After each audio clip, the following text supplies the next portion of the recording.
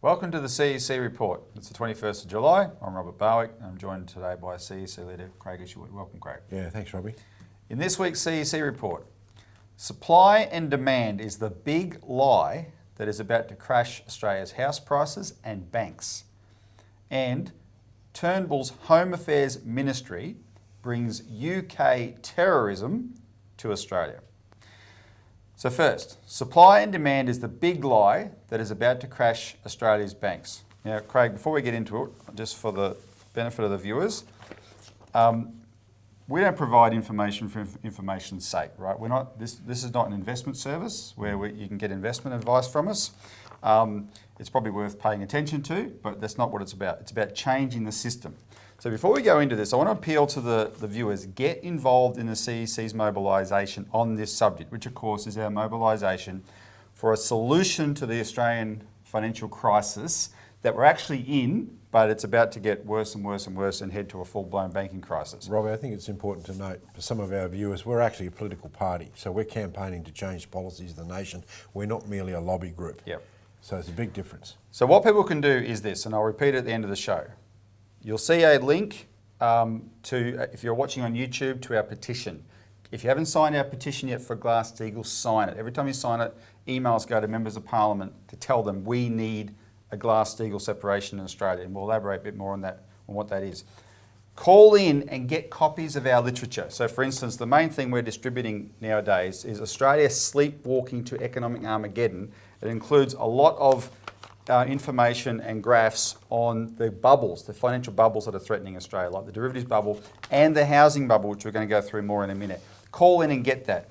The CEC has also just prepared a formal proposal to members of parliament for why Australia needs Glass-Steagall and how it would work, right? And you can call in and get that and take that to your member of parliament, because they need to, they've doubtless heard about it, they need to look at the details and think about this carefully. A lot of members of parliament, Craig, are starting to support this. Finally, call in. Everything we discuss on the CEC report is covered in our weekly publication, the Australian Alert Service. Call in and get a free copy of that if you want to know more. But a lot of what we're going to go through today is in this, especially our second subject. Yep. The main thing is get involved. Yeah, Robbie, look, I think for our new viewers, when we talk about Glass-Steagall, we're talking about stopping the too big to fail banks, our big four in particular, from having access to depositors' funds to speculate with. To gamble with. Now, this is a recent phenomenon of the last 20 to 30 years where the banks have got bigger and bigger, and in 2008, you saw the global financial crisis, which is in fact the breakdown of the banking system because the bank speculation blew out in Lehman Brothers and so forth in the United States.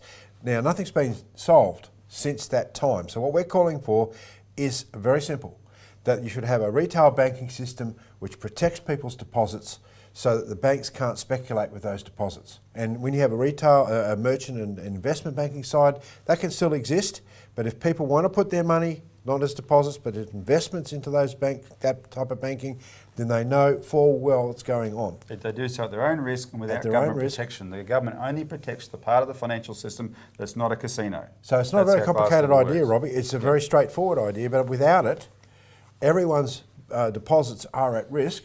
And there's a lie being propagated by the government, which is that people's deposits are safe because they're guaranteed up to $250,000.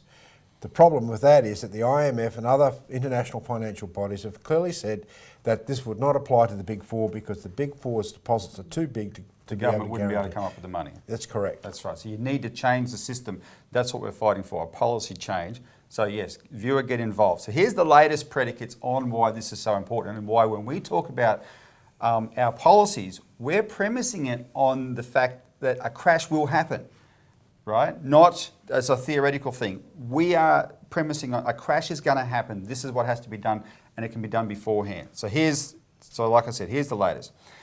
The big issue in Australia, a few weeks ago, Craig, we described it as a sort of Damocles hanging over Australia, is the property bubble. Because when the property bubble, it is a bubble, and when it bursts, it'll take the banks with it, like happened around the world in 2008. So the latest news to come out is from the Australian census that happened last year, that when it finally happened. The census revealed something quite shocking, that supply and demand in the Australian property market is rubbish. 11% of Australian homes are empty. That's 200,000 more than the last census, right? 11.2% or something like that. We'll put a graph up on the screen. Some experts who like to, swim in denial claim, oh, that's holiday homes. No, it's not holiday homes. It's rubbish. Now, the two cities where house prices, Craig, are rising the fastest in Australia are Melbourne and Sydney. Now, we'll put a graph on the screen that shows how fast they rose last year. Sydney, 18%, Melbourne, 13%, right? Those are the two cities where the difference between empty homes in the last census and this census is the greatest.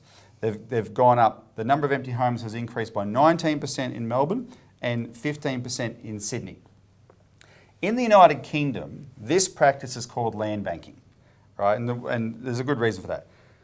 The reason to keep homes empty is because all you're interested in is the capital gain, and you don't want to have the problem of having to manage a house for renters and whatever, because the rent, your income you'll get, will never match that capital gain. And just for instance, for those, in terms of Sydney, an 18% price increase in Sydney last year means that for the median home in Sydney, the value went up by more than $100,000. Rents would never match that, ever, right? Expensive rents are like $30,000 to $40,000. $100,000, forget about it. So the problem is, of course, the practice of keeping homes empty to capitalise on that contributes to prices going up, right? Because there's less homes on the market. It looks like more demand, like the demand exceeds the supply, right? But my point is, it's a fake demand exceeding the supply because of this fake problem. This is not real demand. So it pushes up house prices. It also pushes up rents because there's less homes available for renting, right? And it actually hurts in the long term everybody, but the owners think, oh, good, we've got this.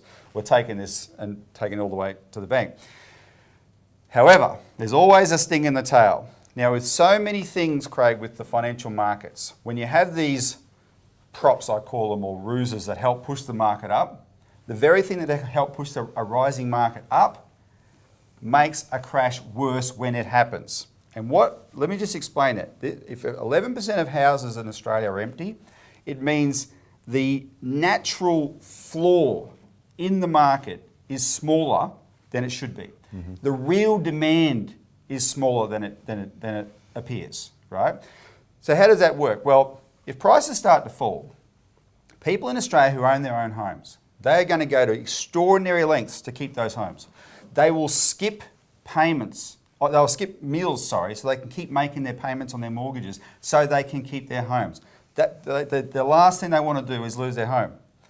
But if you're an investor and it's an empty property, you don't kind of care about that. Prices start to fall, you're there for the capital gain, bang, you're out of there, right? And that's 11% that can go straight away. And the comparison I compare it to is the electricity price, the petrol price. Before oil prices started crashing, remember how high they got, right? Sky high, and we were told they were supply and demand. They were never supply and demand, it was speculation. And when the speculative bubble in oil burst, the prices crashed, and look where they are now compared to what they were. It was never ever supply and demand. And that's the same phenomenon that's going to happen to the Australian property market. You're talking about prices per litre of petrol, like unleaded, going from $1.60 a litre, like here in Melbourne, to $1.06 last week. Yep. Now, how's that supposed to happen, Robbie, if there's, we stop consuming oil or petrol all of a sudden? Rubbish. It was never based on demand. That's right. And that's the big lie. So, what happens is the people that are apologists for the property market keep saying, no, it's demand, it's demand, it's demand. That's why Australia is different from the rest of the world. No, we're not different from the rest of the world. Rob, can I just mention something here? Because we had some friends come back from Ireland just recently, and they stayed in a B&B. Now, this B&B, before the Irish property crash, was valued at $1.5 million by the banks. Yeah. Now, the other day, the bankers came to the owner of that property, and he'd taken out a $200,000 mortgage on that property. And basically, the value of the property is now $200,000, and they offered him €7,000 to move out. And he said, of course, where am I going to live? Yeah. Now, that's from 1.5 million down to 200,000. And people say a property crash isn't possible. And Craig, the other thing about Ireland is there's two countries that are the most similar to Australia in terms of our housing market and our banks connected to the housing market, Ireland and Canada. You've given us the Irish example. When we come back after the break, we'll talk about Canada.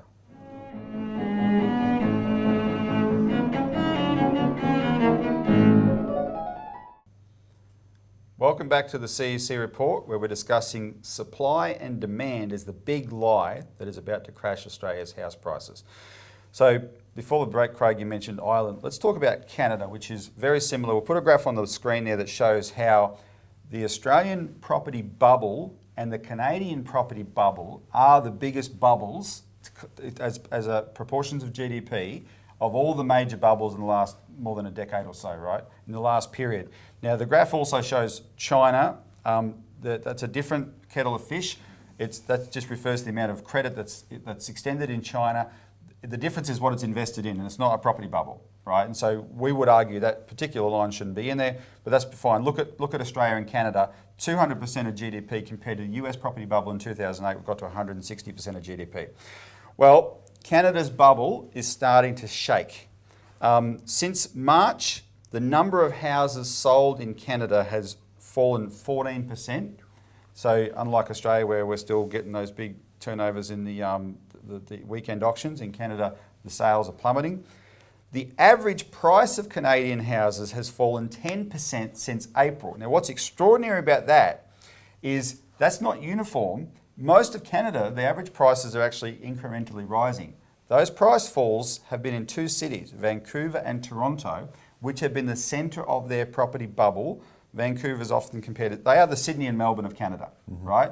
And so the actual fall is more than 10% in those cities. So these are the fees. This has just happened, and there was a hiccup with a mortgage bank a couple of months ago that went under, etc. This is the beginning of something big happening in Canada. You can bet your bottom dollar the authorities there are scrambling to try and do something about it. Whether they can do something short term or not remains to be seen. Interest rates is not an option for them, Craig, because their interest rates were 0.5%, and now the Bank of Canada has raised it to 0.75%. Ours are still 1.5%, but there's no fat there to do the normal trick that central banks do of dropping interest rates. So it remains to be seen whether Canada can arrest this. If Canada can't arrest this, because this is gravity that's taken hold of these things, then watch out for a big shockwave to go around the world, and we're going to be vulnerable to that. And we have our own problems too. On a related note, there are other signs of the global stock market getting very shaky. Now, at the start of this year, we reported on this program that there's, in the United States, a new bubble has appeared that's even bigger than the 2008 mortgage bubble, which is the corporate debt bubble. US non-bank corporations have borrowed, they've doubled their debt, more than doubled their debt since 2008, but they haven't borrowed to invest in plant and equipment and expansion of their businesses. They've borrowed to buy back shares largely, which is why this US share market is artificially high. And in fact, I'll put a graph on the screen now that shows the US share market now is higher than, in terms of the parameters of it, than the biggest bubbles we've had in recent times in the stock market. I think it's also important, Robbie, to note that with the stock market today, you have enormous numbers of financial companies and tech companies and so forth, as opposed to, say, 50 years ago, where you had lots of productive companies that were producing real physical goods. So the nature of the stock market has completely changed, and we've now moved into more like a financial casino and the turnover of a casino. And that graph shows that. So anyway, here's the thing. The IMF shocked everyone at the start of the year by saying that with the US corporate debt bubble, defaults could hit 20%. And why that shocked everybody is because defaults never got that high in 2008 with the smaller mortgage bubble. The total size of the mortgage bubble was 11 trillion in 2008. We're talking about $14 trillion bubble in corporate debt, and 20% defaults is alarming.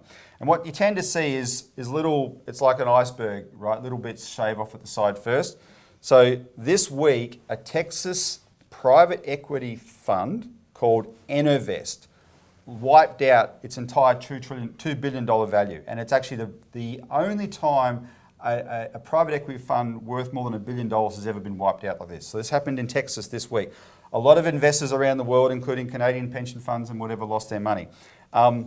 They were invested, Craig, in those companies in the US that started up to capitalise on the high oil prices. Right? So this is a result of that bubble bursting. This has now hit this private equity fund.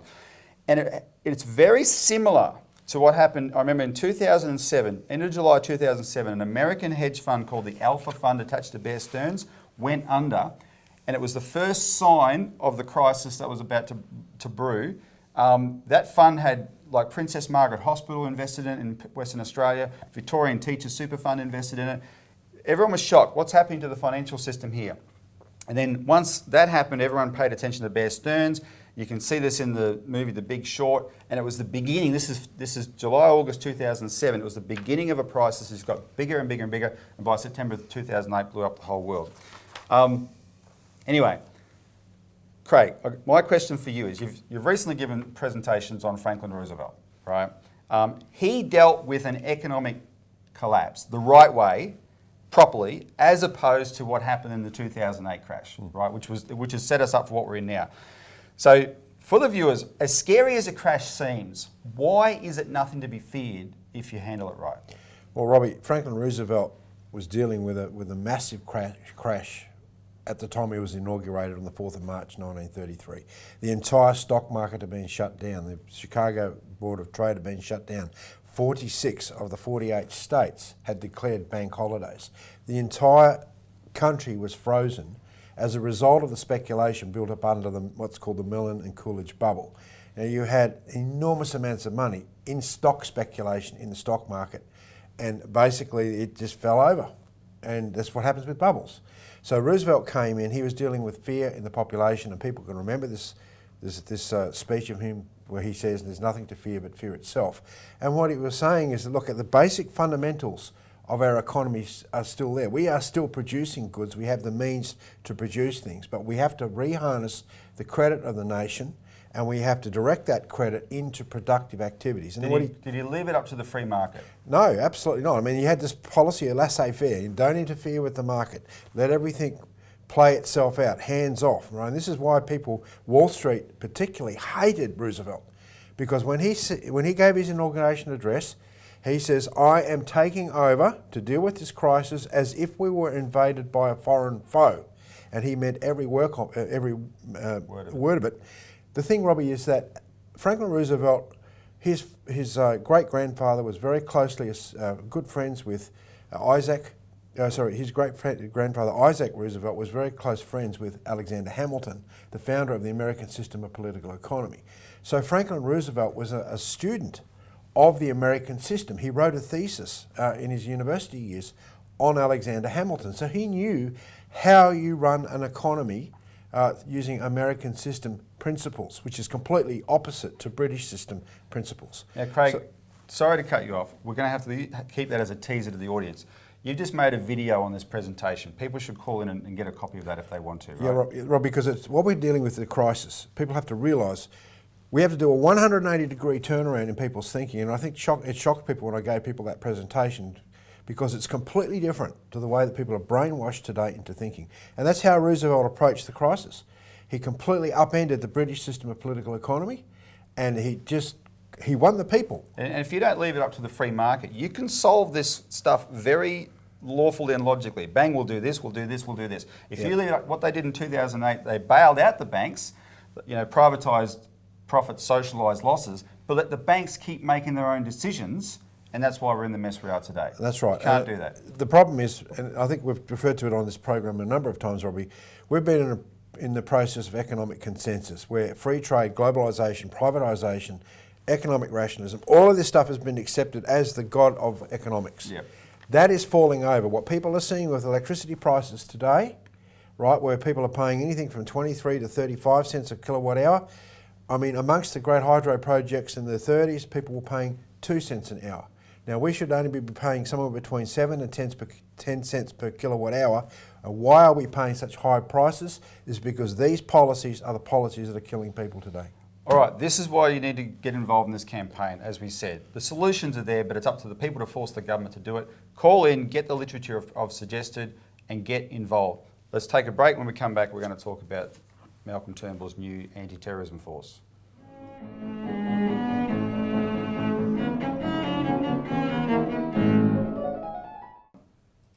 Welcome back to the CEC Report. Finally, Turnbull's Home Affairs Ministry brings UK terrorism to Australia. And just quickly, for the little bit of time I've got left, Malcolm Turnbull this week, Craig announced he's going to set up a Home Affairs department modelled on the UK's Home Office, and that's supposedly to fight terrorism. Well, if it's modelled on the UK's Home Office, it ain't going to be fighting terrorism, it's going to be orchestrating terrorism, because that's what the United Kingdom's Home Office does. The CEC has exposed all this repeatedly. We've got a pamphlet here, Stop MI5, MI6 Run Terrorism, which goes through a lot of this in relation to the last two major terrorist attacks in the UK. MI5 is managed under the UK's Home Office. The latest instance, though, of the UK, what a fraud this all is, after the last terrorist attack in the UK, the public was informed that there was a report that had been commissioned by the former Prime Minister David Cameron into who funds extremism in the United Kingdom.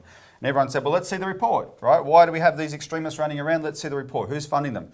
Last week, the UK's Home Secretary, who's in charge of that body, Amber Rudd, said, sorry, we're not going to release this report. And everyone knew why. They're protecting the Saudis, who everyone knows fund terrorism and fund extremism, but more important, they're protecting the UK's own establishment, which is in bed with these Saudis, but actually use the Saudis for their purposes. I want to play a video. I can't remember if we've played this before. This is a whistleblower in the United Kingdom, Nicholas Wilson, who has been a whistleblower against one of the world's biggest banks, HSBC. And in the recent UK election, he was on the hustings, which is like a candidate's debate, in his local electorate. He ran as a candidate, an independent candidate, and he's up against Amber Rudd, the Home Secretary. And what you're going to witness here in this video, he's giving his speech, and as soon as he mentions HSBC, watch Rudd on the far left, she writes a note to the moderator to shut him down. So just watch it. One of the first things that happened was her husband's company, Global Capital, did a deal with HSBC in Hong Kong, a business deal.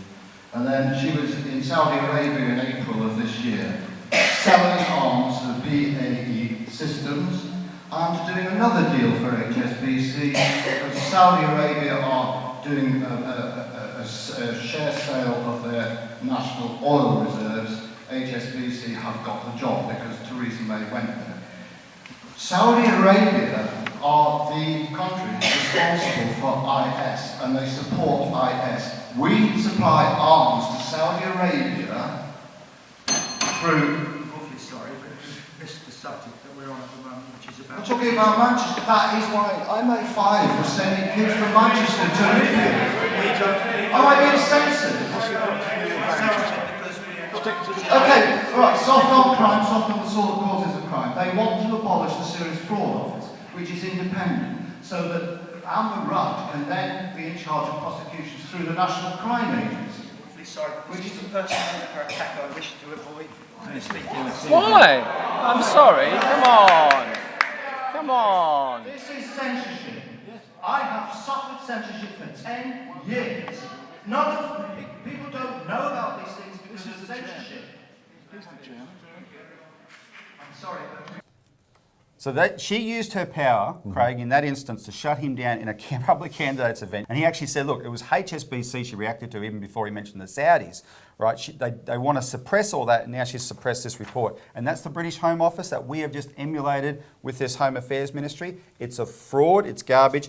Australia's already had its taste of this with the Sydney siege. Manharon Monis's relationship with ASIO is the reason that siege happened, and we've exposed that. So this is an absolute fraud, and if you want to know more, call in and get a copy of this pamphlet, or we've documented this more at length in the latest alert service, so you can call in and get a copy of this week's issue of that. Thanks very much, Craig. Run out of time as usual. Thanks for tuning into the CEC Report. Tune in next week for more.